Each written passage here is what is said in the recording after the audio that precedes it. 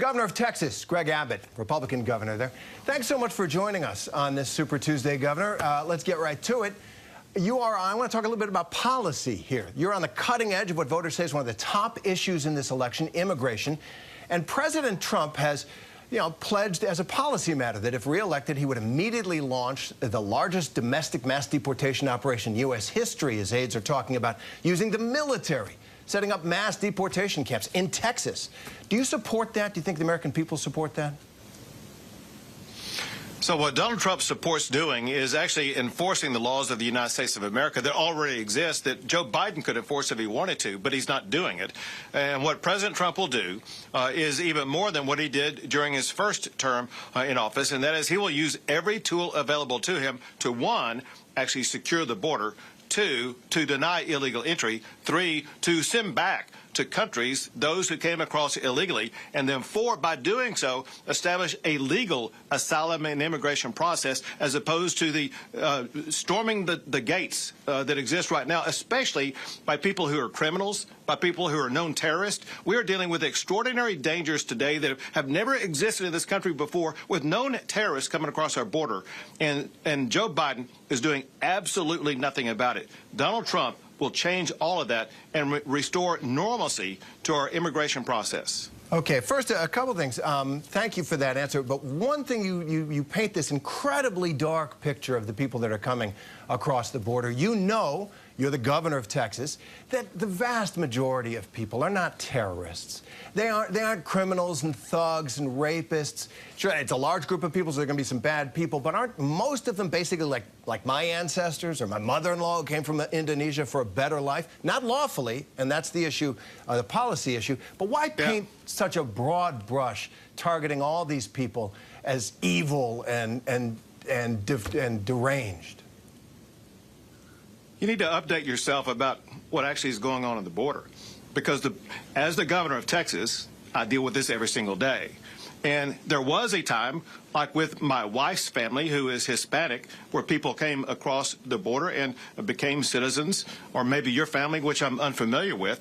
But what's happening today is very different than what happened with your family or generations before. The people who know that the best are the people who did immigrate here legally, who are very angry about the people who are trying to come across the border illegally. But also I know this, because of my work both with the Texas Department of Public Safety and with the Texas National Guard. The Texas Department of Public Safety is arresting people who are on the terrorist watch list. They are arresting people who are wanted for murder. They're arresting people who came to Texas and committed murder. There was a murder that took place in Washington State today. There was the murder of the students at the University of Georgia. There has been assaults across the entire country. Not a day goes by without an American being assaulted, it seems, by somebody who came across the border illegally with Joe Biden's permission. And that's why this is the #1 issue in America. Think about this. Why are Americans so up in arms about this issue, and why is it the #1 issue? Because of the catastrophe caused by Joe Biden.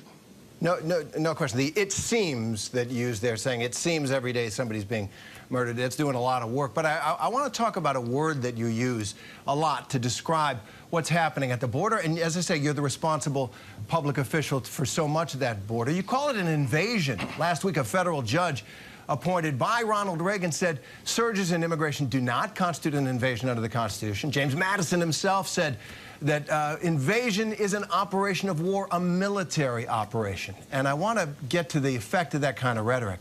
In your state, the white gunman who killed 23 people in El Paso, Hispanic people, cited this invasion idea as a motive.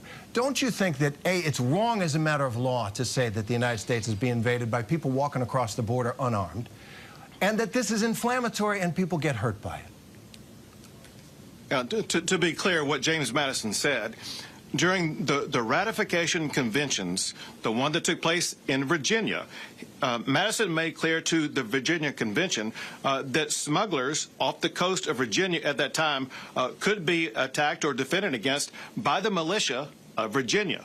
What Texas is dealing with are smugglers, here the cartels.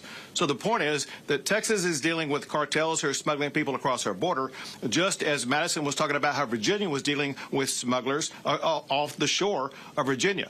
The similarities are very, very close, and hence what Madison was talking about the invasion is exactly about what we're dealing with here in the state of Texas, which is exactly why I am using that language contained in the United States Constitution that authorizes states to use their militia, as James Madison said we could, to defend ourselves from an invasion when the federal government refuses to do so, which it is refusing to do so. A federal judge has already said that it's not an invasion under the Constitution. My question was about the harm that kind of language can do. Yeah. Thank you. Sure, I meant to clarify you on that. So anyway, that federal judge, the Fifth Circuit Federal Court of Appeals, has put a stay on that one single federal judge's ruling, and the Fifth Circuit Federal Court of Appeals is going to be taking it up. And the verbiage is not intended to rile up people to commit crimes. Texas, let me be clear about this. Texas is a law and order state, and we will go after anybody who harms anybody else. If you're an American citizen and you come to the state of Texas to try to harm somebody, we will arrest you and put you in jail. Same thing goes for any of our fellow Texans. All right, Governor, as well as anybody who crosses the border. One more quick question, running out of time here. On another subject, a lot of attention to Alabama's Supreme Court decision concerning IVF. You describe yourself as a pro-life governor. Does life begin at conception for you, and are fertilized embryos in those clinics human beings?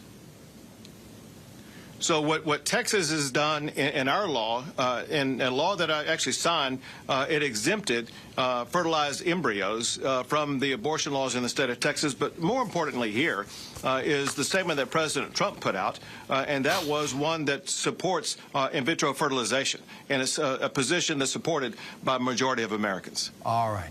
Governor Greg Abbott of Texas, we thank you for being with us. Thanks very much. Good luck. Oh, and thank you. And we appreciate you being here. And I should just ask, how does the lieutenant governor's race look there? Sure. Thank you all. Yeah, thank you. Thanks very much. All right. You too. Hi, everyone. George Stephanopoulos here. Thanks for checking out the ABC News YouTube channel. If you'd like to get more videos, show highlights, and watch live event coverage, click on the right over here to subscribe to our channel. And don't forget to download the ABC News app for breaking news alerts. Thanks for watching.